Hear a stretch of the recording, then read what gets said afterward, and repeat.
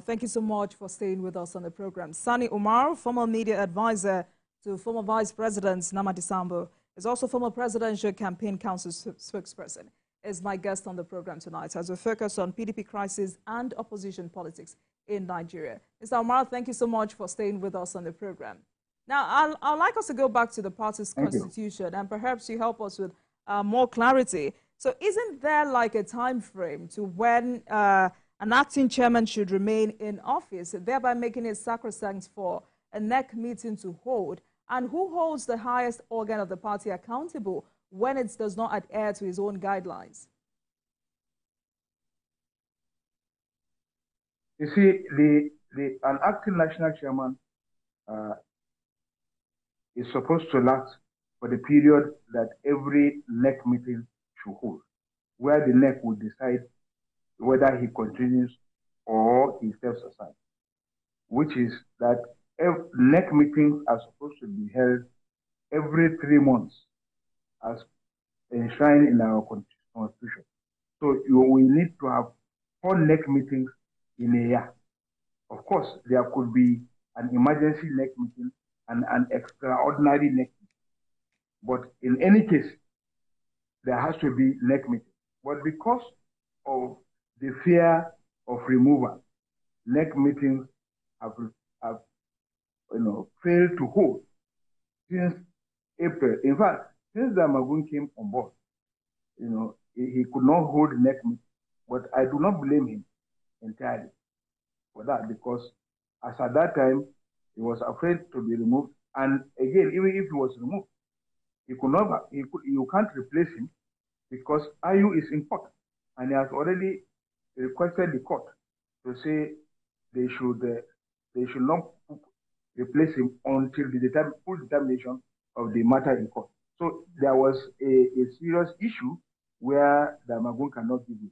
Right. But since IU withdrew the case in court, it is now incumbent, that the court is now the party now comes and sits down, and because he knows that, with frequent NEC meetings, the issue of his seat will be a recurring testimony.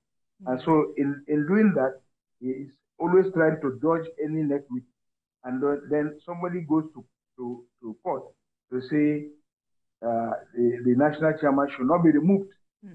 But Mr. Umar, would you say the day-to-day running of affairs of the party? But would you say the governor stepped in too late? Do you doubt the sincerity of purpose as at the time they stepped in? Because many say what escalates these crises most times is the questionable positions of the kinds of person who make up members of this reconciliation committees. Are they really neutral? Because this is not the first time PDP is coming up with a committee of this kind. Yes, these issues never go away, but continue to spread to states. I mean, look at Rivers, look at Benue and the likes. Yes, you see, I said earlier on, in some other national television programs, that the governors suddenly woke up from a jolt. They were sleeping, but their meeting in Jalingo provided the needed impetus to, recalibrate the party and put the party on the threshold of, a new horizon. So their decision in Jalingo was a right step in the right direction, and they have been following that decision, even though there are some divisions within the governors within a forum. But I can assure you that majority of the governors are in support of the path their chairman Bala Mohammed is taking, and because Bala is working assiduously to ensure that things are normalized and things are done properly, which of course would have been done much earlier, because Bala is the one who brought in Damagun. Perhaps he had some sympathy for him, but later on he decided that the best thing is let me do the right thing. And so he is now doing the right thing. And that is why the party is now moving on, towards resolving that issue. Now, the other 2 committees you are talking about, Tom Ikimi is a well-known person. He has been a national chairman of one of the 2 political parties which are defunct, National Republican Convention. He has been a chairman, and he has, presided over such type of things. So it is not something new to him. So again, Olagunsi Oyinlola is also a military man, who has also delved into both military and civilian politics, and he has weathered the storm. I'm very confident that even if they are participants and they have taken sides, they will be able to do the job that all our party adherents are looking forward to. That is to put the party in the proper frame and trajectory so that they will now provide the needed opportunity so that in 2027, the PDP will now be celebrating hallelujah. Because you've insinuated that Damagun's stay in office or refusal to leave office is championed by vested interest. For instance, you've mentioned Nyesom Wike, and particularly because these issues began before the general election. Is it right to say that the ambition of Alhaji Atiku Abubakar may have also contributed to how the strength of a national party like the PDP has been weakened over the past few months? You see, the issue of the PDP may have affected Atiku Abubakar, the interest, but the issue as it is now is not about Atiku Abubakar because he's not the only person who has ambition. Quite a lot of people have ambition. Gabriel Suswan that you just mentioned. But some people say that some other persons say this particular crisis, is the subtle fight or a subtle battle between Wike and Atiku Abubakar ahead of 2027 presidential election. No, I disagree. Okay, it's likely because that both men come back together. Where do you bring in again? Why do you bring the equation of Bola Mohammed, who has already declared that he wants to be president? Where will you bring the issue of Bala, who have said that if he cannot get it, he will support former President Goodluck Jonathan to become the president? Where have you left all those ones? So like I said, it is about vested interest. Each interest is pronounced in this crisis, but nevertheless, you can't pin it on Atiku and Wike. Atiku and Wike, they have already had their beef, and they have already been having their beef. But this one is for you to see how the Governors Forum came on smoking, very strong on the matter. You will know that it has transcended the issue of whether Wike versus Atiku. It is beyond that. So we are looking at how the party can now reconcile, move further. Then people can now come and can trade their interests within the party. And if you have the smoothest ride, you can take the ticket. The NAC meeting has now been postponed, but between now and November, do you fear that this could be the beginning of an implosion within the party, PDP, if not properly handled? I mean, if you holistically look at how political crises in most of these states continue to escalate, for instance, another faction of the PDP in Benue State has elected members of the state working committee to run the affairs of the party. We heard former Governor Sosom yesterday. That faction, which claimed to be the original PDP, inaugurated its own state officials on Thursday in Makurdi. Lagos PDP has its own issues. Katsina PDP, Osho PDP keeps losing members to APC. Rivers State, where the crisis there has now become a national issue. Where do we go from here? You see, this matter that we are pursuing is a matter that has to be handled with care. Because all these issues coming out from the state capital are nothing compared to what will happen if the national chapter is divided. And the Supreme Court has held that you cannot say that there is a division or there is a faction within a political party unless it happens at the national level. And that gives room for people to do whatever they want, whether to defect or to do whatever, if you are an elected representative or so. Now, the issues of merger can also give such advantage. But as it is now, the national is what is our major concern. When you reconcile the national, then other state chapters, the national can now go and reconcile them, and then things will begin to move very well. But the national capital is facing a leadership challenge. And And that leadership challenge, people are making informed and well-deserved requests. Give us our tenure, let us finish. When we go to 2025 to do, if you don't want us, rezone it to another place or vote for somebody else. But this is our turn, and let us finish. This is not an emilocon, but this is also, a way of an emilocon, because the North Central are the ones that are supposed to complete this tenure, and this is what we are saying. The Constitution has given them that, give them that right to complete their tenure. Whoever they want, let them bring. If they want Suswan, if they want David Mark, if they want Emmanuel Agbo, if anybody they want, let them bring him. But let him continue, let him complete the tenure. Whether implosion or not, I don't think the PDP, with its own strategic political power all over the country, more so that the APC is losing quite a lot of goodwill all over the country. So we are hoping, I'm very prayerful too, that the PDP this time around will get it right. Once you see some crisis, then that crisis will lead to reconciliation, and it will be a permanent. But Mr. Umar, when you say when there is peace within the national leadership of the party, it will trickle down to states. Does this apply to Rivers State? I mean, I was going to ask, does PDP still exist in Rivers State? Governor Fubara just sponsored his local government chairman under the platform of another party, which many have called a proxy party, to defeat his own party in the just concluded election. Former Governor Wike has justified his reasons for working at the government of the APC, which was approved by the same PDP. You see, if you talk about whether Wike worked, the justification for working in the government of the APC, that justification is fraught with so many issues. Number one, Wike said he wrote to the national chairman, and the national chairman gave him approval. The national gave him approval, not the National Working Committee.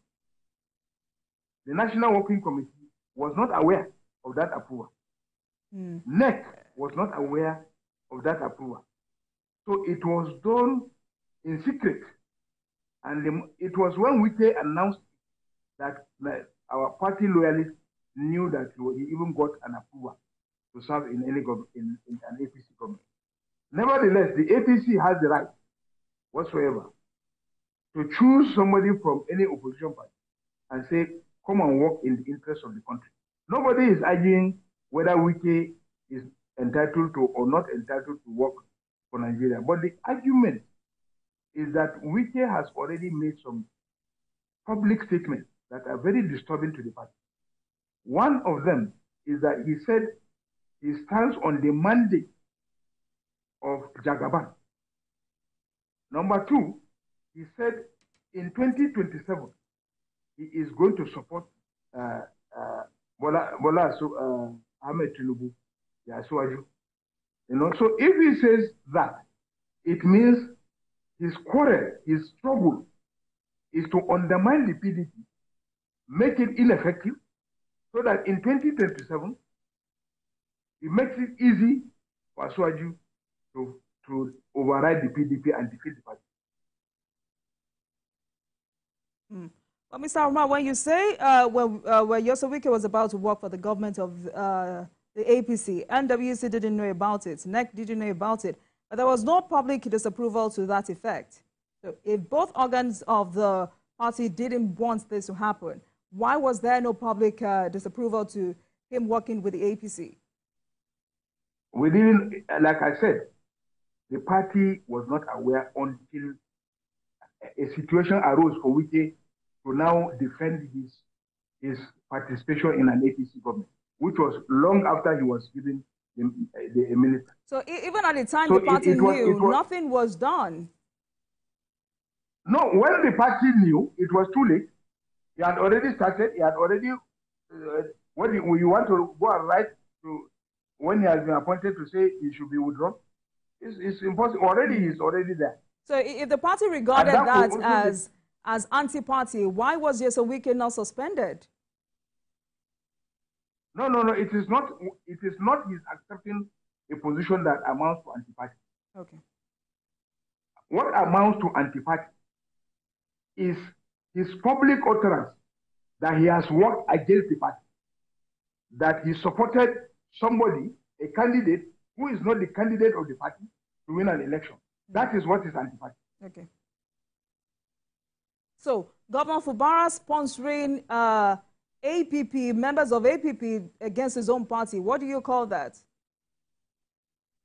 Well, I'm not in Fubara's shoes, but let me tell you this. Politics is when you don't have a control of, you are the governor of a state, and you don't have the control of your own party structure in your state. You cannot put any candidate that will not turn out to be a structure. Don't forget that the crisis in River, the governor has clearly said, is about power and control. And so he wants the control. If you look at the issues that had arisen in terms of local government elections, right from the period as to when the state assembly said they had extended the tenure of the former local government chairman, and when the governor went to court to say no, it is about putting a structure in place. All right. So that when the time for election comes, you will have a smooth thing. Now, if he cannot get it, by taking another party and leaving them there as placeholders, when he is permanent, because the party is now, the governor's forum is fighting for him to take control of his party, he will accede them to say, okay, please, I am now in charge, come back to your home. And I don't think that is anti-party, but that is a political strategy. Mr. Umar, all right. Let's talk about the nature of opposition politics in Nigeria. I mean, Nigeria has a history of fractured opposition that has been unable to mount a serious challenge to the ruling party. What exactly is the issue? You see, the opposition in Nigeria during the amalgamation of the APC, I call it amalgamation because different political interests came in to form an opposition to be able to fight the ruling party. The AMPP, the AAC, the TPC, and so forth and so on. They all came they came together to say, okay, let us fight the ruling party. And they came with so much propaganda, so much innuendos, and so forth and so on. They confused Nigerians, and Nigerians decided to go with them to make the change. After the change, Nigerians began to see the reality on ground. And so Nigerians are now yearning for those that their old bride, the one that, when they remember it with nostalgia, that this is a political party that has been the largest political party in Africa. This is a political party that has brought so many reforms, debt forgiveness, that has, is the largest economy in Africa, and so forth and so on. The party that, when it was in power, inflation was very low, and cost of goods and prices were very low. So Nigerians remember that and say, oh, how are the mighty fallen? How can we recover back our PDP? And that is why the PDP. Mr. Umar, I asked that question because, we just talked about the PDP. Labour Party is in a leadership turmoil.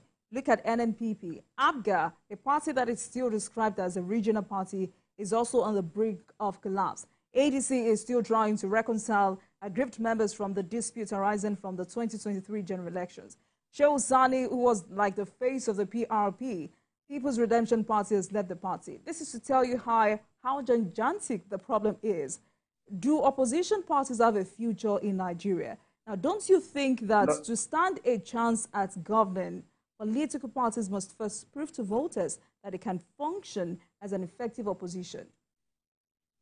You see, all these issues you have raised is is as a result of the dexterity of the ruling party. The ruling party tries to create crisis in this political party so that they will not allow them to rest. So you're saying the APC has put crisis in APGA, NNPP, PDP, ADC, and all of these parties. APC is responsible. APC is the one that sponsored Lamidi Apapa, and they have crisis with Abure. Do you have proof, Mr. Umar? Apapa decided to come together. Do you have proof? Then again, do you have proof? We are Nigerians. Do you need any proof? What proof do you want? No, you just alleged that the APC sponsored Papa to disrupt the Labour Party. It's not a question. We are not in a court of law. No. If you make allegations on television, you have to have evidences to back up your claims. When you make allegations on television, you allow Nigerians to decide whether what you have said, improves in their own intellect or not.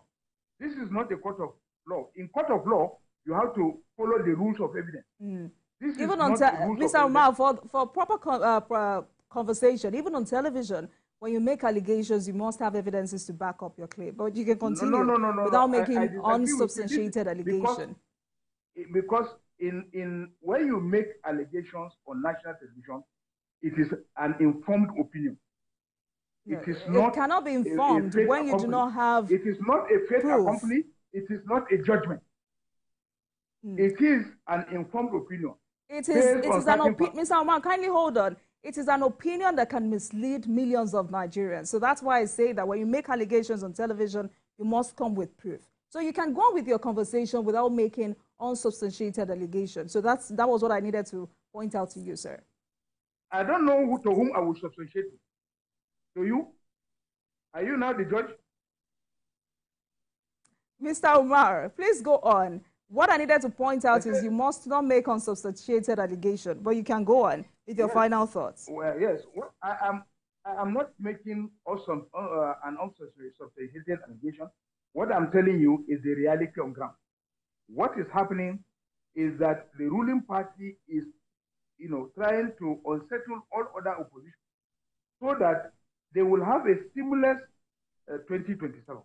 This is common sense, and every Nigerian knows it. I'm not trying to divide anybody, and I'm not trying to use any, clandestine means to influence certain things. No, I'm speaking the reality on ground. So opposition political parties have come. You look at which one of them has given you a lot of problems. Labour Party at the last election was a problem. PDP at the last election was a problem. PDP had about almost 6.something million votes. Labour Party had also 6.something million votes. Then the APC had 8 million votes.